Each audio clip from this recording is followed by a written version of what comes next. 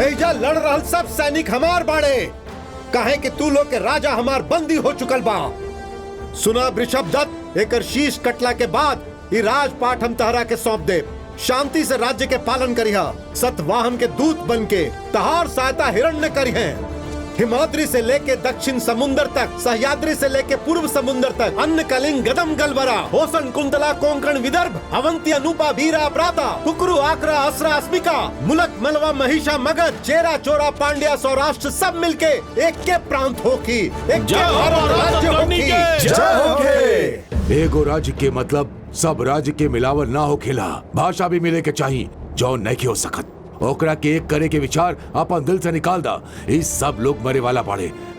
हमार मित्र यवन से आवे वाला बा, विश्व विजेता ओ ग्रीक वीर सब के तू लोग रोक ना पाई। हाँ, यवन से आवे चाहे कहीं और से आवे या तारा जैसा अपन देश कहे वाला कोनो देश से आवे, ओकरा के हमने ये है भूमि के धरती पर जीवित मृत्यु दे। आवे दो लोगन के, हमने तैयार बानी। वीरन के वीर, तीनों लोक के वीर, सतवाहन वंश के महाराज, युद्ध में हमेशा विजयी होके वाला राजा सत्यकर्णी महाराज के जय होके। जय होके। जय होके सतवाहन महाराज के। जय होके। सतकर्णी महाराज के साम्राज्य के राजा, के महाराजा बड़ बड़ राजा योद्धा के तलवार लाइल बाड़े, सबके युद्ध में परास्त कैले। ऊ महाराजा बाड़े हिमाचल के, विंध्याचल के, श्रेष्ठ कृष्ण चकोर महेंद्र गिरी के शीश पे आज लहराता सतवाहन के चिन्ह के झंडा।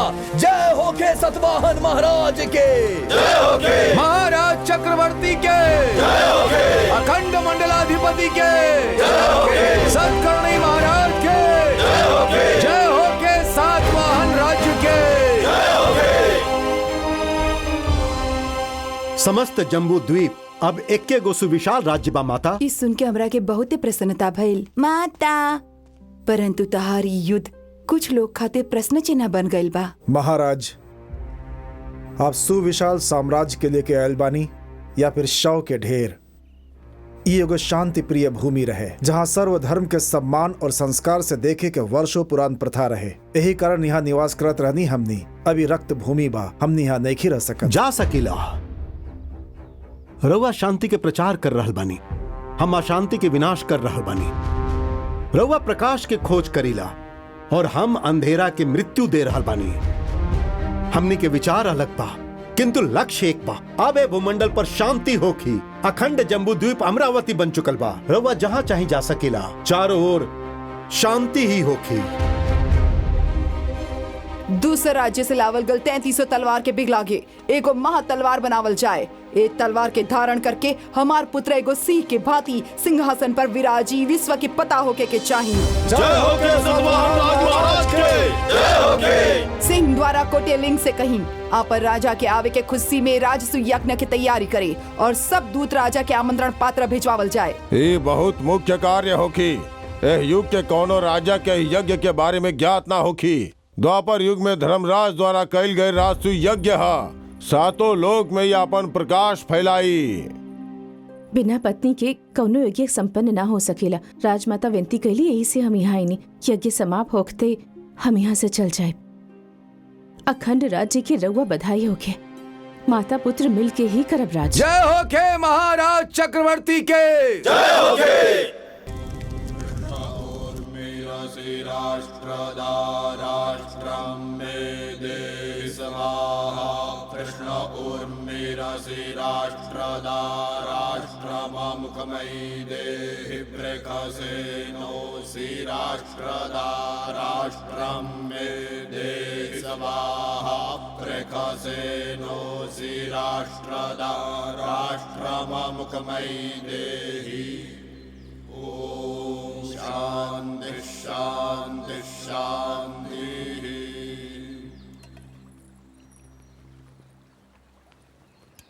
महाराज, अद्वितीय संभव भइले यज्ञ में अंतिम घटना भी आगामी हो गई बा। ये अग्र पूजा हा। ए सृष्टि में खाली भगवान ही उत्तरदायी ना होखेले, हमनी सब भी उत्तरदायी होखीले। संसार में जितना भी वीर चक्रवर्ती बाड़े, एकरा माध्यम से उस सबके सूचना पहुंच जाये। ई उहे पूजा हा द्वापर युग में ये धर्मराज जगत गुरु श्री कृष्ण के सिंहासन पे बैठा के ई पूजा कैले रहन। रउओ कोनो मनुष्य के बैठा के ई पूजा करे के होखी महाराज। हम माता के चुनतनी, सिंहासन पे हम अपन माता के बैठाई। ई अधर्म बा, राजमाता अग्र पूजा में ना बैठ सकेली। महाराज हमनी जाना तानी कि हमनी राउर अधीन बानी, किंतु यह अपमान के हमनी सहन नहीं कर सकत। राजमाता ऐसे पूजा में नहीं बैठ सकत, कहे कि वो एगो विधवा स्त्री है। ये उचित ना हो कि पवित्र महायोग के रउआ निरादर मत करी। माता के आदर देहल गलत ना हो कि महाराज, परंतु ये आप नहीं कर सकत। हमनी के धर्म स्वीकार ना करी। धर्म कैसन धर्म? रउआ के जन्म देवे वाले भी तो माता ही रही। यहाँ जौन रउआ बोल रहल बानी उस शब्द भी माता ही सिखौली। 9 महीना कोख में रख के अपन रक्त पिला के पल्ले बाड़ी हमनी के, तो हमनी जेकरा योग्य बानी ओकरा योग्य माता नहीं की। हम अग्र पूजा ही ना अपन सब कुछ इनका के सौंप दे। नास्ति वेदांत परम शास्त्रम, नास्ति मातृ समो गुरु, नास्ति मातृ समा पूज्य, नास्ति मातृ समा सखा। पिता के विरुद्ध पुत्र हो सकेला, माता के विरुद्ध पुत्र होखेला का? बताइए हमरा के। अग्र पूजा के देवे से रउआ रोकब? रउआ रोकब का? रउआ अपन माता के कोख से जन्म नहीं ले ले का? मनुष्य के गुरु ही माता है, ऐसे माता के नाम से बढ़ के केहू नहीं हो सकत। आज से ही हम यही क्षण से गौतमी पुत्र सतकर्णी के नाम से राज करब और हमार पुत्र वाशिष्ठी पुत्र पुलामा के नाम से राज करी। जय हो के गौतमी पुत्र सतकर्णी के। महाराज गौतमी पुत्र सतकर्णी के। सतवाहन गौतमी पुत्र सतकर्णी के। महावीर गौतमी पुत्र सतकर्णी के।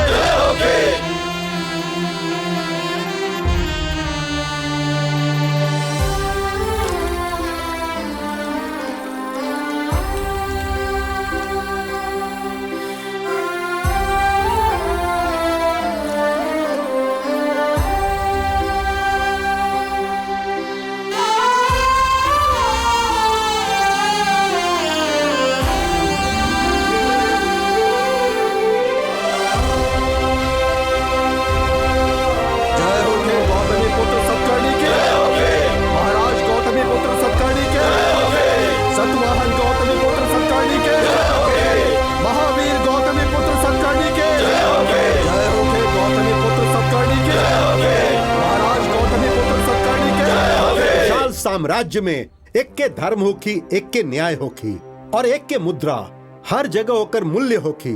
अंग देश के कौनो वस्तु कलिंग में खरीदल जा सकेला। कौशल देश के सामान होखे कुंतला देश में बेचल जा सकेला। ए राज्य के और दूसर राज्य के आस पास पड़ल व्यर्थ भूमि के हमनी किसान सबके दान स्वरूप दे रहल बानी। ए अखंड भारत के अन्न पूर्ण कइल जाई। हर मानव के पास अपन अन्न होखे के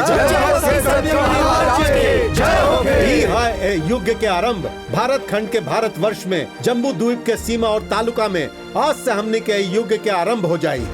हर वर्ष आज के दिन के हर्ष और उल्लास के साथ पर्व के रूप में मनावल जाए।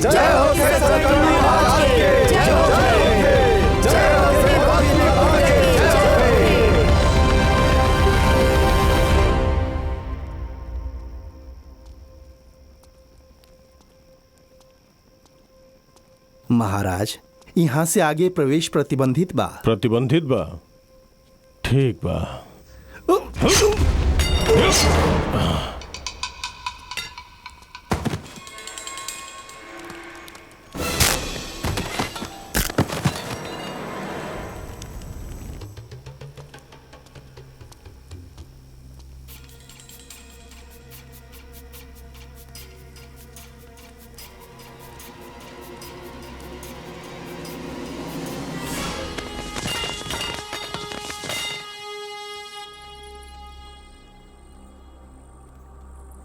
रघुआ यहाँ बानी महाराज।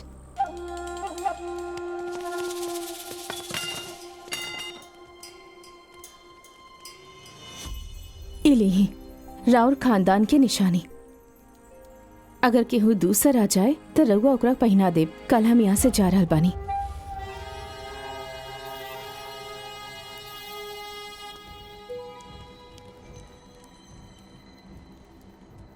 हम खाली यह नहीं दिले, रउआ के और कुछ देले बानी? हमरा से अधिक नहीं खे दिले। यदि ओ प्रकार देखी तो रउआ हमार सदा ऋणी रहब। हमने के पुत्र उ अब हमरा साथे रही हैं। आज रात के हम उनका साथे रहल चाहतनी। बच गई नी रउआ, हमरा के रहे के न कहनी।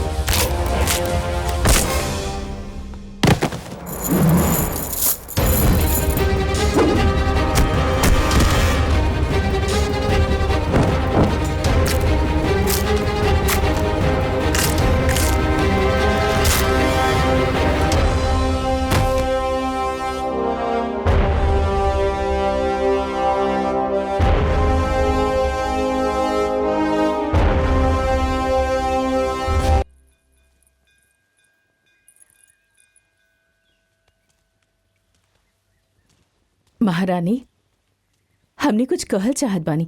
रउआ और महाराज हमनी की ममता की रक्षा कैले बानी। महाराज पे ऐसन चाहे कितनो हमला होके, लेकिन उनका की कुछ नहीं हो सकत देवी। और राक्षस के कैद से हमनी के पुत्र सबके छुड़ावे खातिर रउआ अपन पुत्र के संकट में डाल देनी। खेले के आयु में रउआ उनका के युद्ध भूमि में भेज देनी। रउआ वीर माता बानी।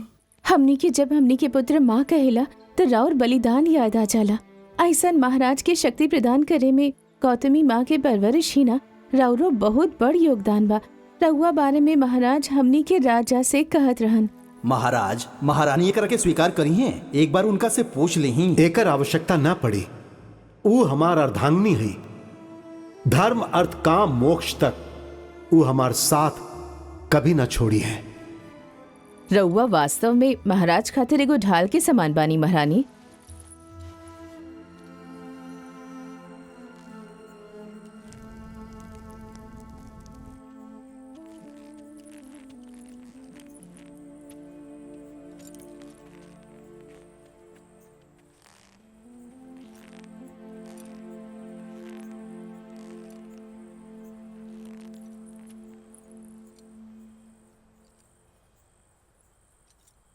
वाशिष्ठी, आंसू भी पहचान लीला रहुआ। आंसू खातिर नैहर हो खेला, आंख खातिर ससुराल, और दोनों हमरे हाथ।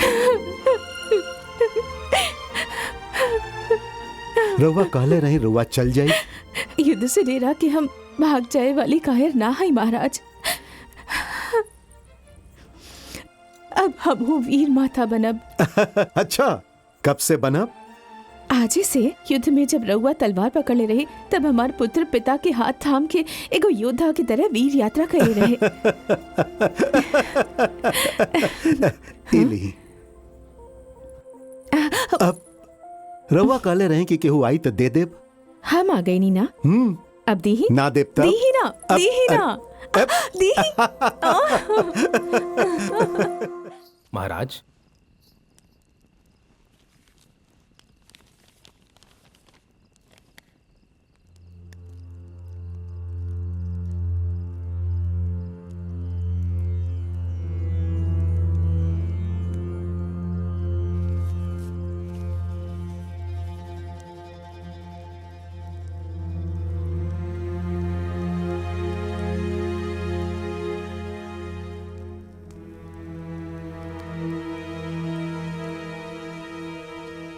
हमार मित्र, वाह, अद्भुत बा शिल्प सौंदर्य।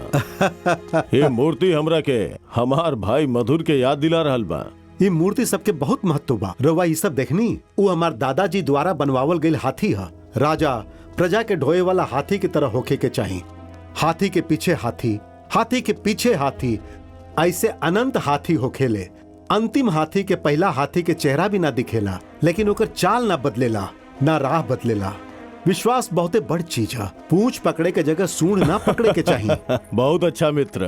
यही से एगो दूत के भी हमें बात के अनुसरण करवाविला। बीच में अगर एको हाथी बुरा भइल तो सब समाप्त हो जाला। हमरा यहाँ भी दूगो बुरा हाथी बड़े, ओकनी साथे का करे के चाहिए?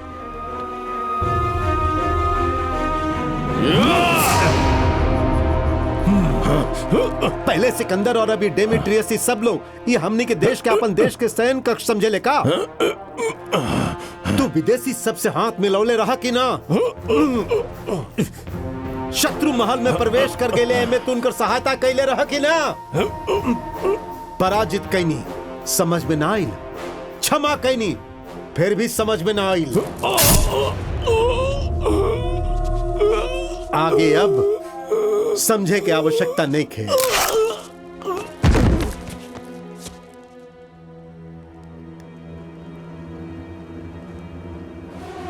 हे झुंड में भी एगो और खराब हाथी बा। समय ज्यादा नहीं खे बाचल। क्षमा करी महाराज, उ राक्षस डेमेट्रियस सिंध पर हमला कर देले बा। सारा प्रांत शमशान भूमि बन चुकल बा। मंदिर सबके तोड़ रहल बा महाराज। एक कल्याण राज्य के राजा कांजी राव हमरा के संदेश भेजलस, यदि हम विदेशी सेना के सहायता करब तो वो हमार राज्य के छोड़ दिए सा। ओ स्वार्थ खातिर ही अनजाने में हम ये अनर्थ कर बैठनी महाराज। सैराटन के संहार से हमने नया युग प्रारंभ कैले रही। अब यवन सबके पराजय से पश्चिमी शासन के क्रियाकर्म होखे के चाहिए। ये अब हमने के आखिरी युद्ध होखी।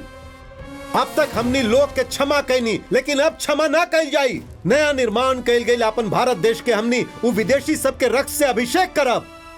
सामने आइले तो मृत्यु दिहल जाई, ना आइले तो ढूंढ के दिहल जाई। चाहे जे भी हो जाए, हमनी देश के गर्व बढ़ाई। जय हो के अखंड भारत के, जय हो के अखंड भारत के, जय हो के अखंड भारत के। युद्ध में जाए के तैयारी कर जाए।